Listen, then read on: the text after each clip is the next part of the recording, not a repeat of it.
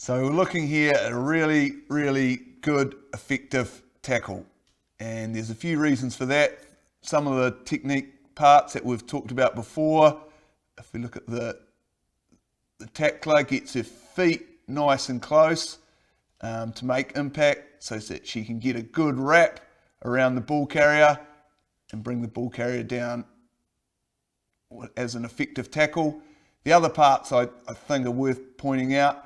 The dip is really late before making this low tackle, which is something really important. If you as a tackler dip too early to make a low tackle, that's when the ball carrier, if they see you dip early, they can try and bump you off or fend you off. But the dip here, so the tackler, if you look again, is upright, it's against a bigger ball carrier, so it's going to be a hard tackle to make, but the tackler makes really good decision, is upright, then the dip's really late, gets under the ball of the ball carrier so she can't get bumped off, and then gets in because of the feet are close, gets the shoulder in, head on the right side, so it's protected, arms, good wrap around, brings the ball carrier down.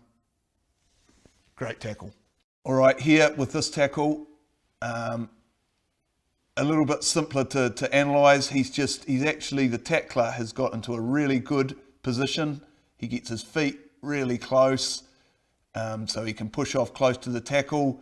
He's in a good low body position to make contact with that, sort of midriff area of the ball carrier, but he just commits with the wrong shoulder. So here, in this position, he should be always making this tackle with his left shoulder so that his head's well out of the hard parts of the ball carrier, the knee and hip. He should be having his head behind the ball carrier, and he could make a really good, effective and safe tackle. But because he tries to use his right shoulder, and you do see this a lot with players, and it could be because of a previous injury or just a lack of confidence using one particular shoulder, but he uses his right shoulder here, puts his head vulnerable into that sort of contact.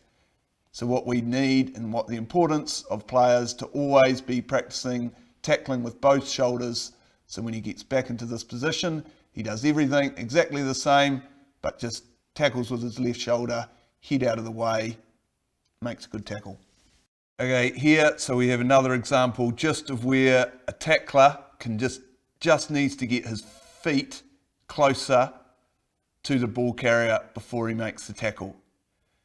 Here we see his lunging. It's hard to do. Obviously the ball carrier is running away from the tackler, but I think instead of launching as he does off his right foot, all he needs to do is get another foot in here with his left foot, get that planted so that he's launching off his left foot, and he'll be in nice and tight and be able to make a good tackle.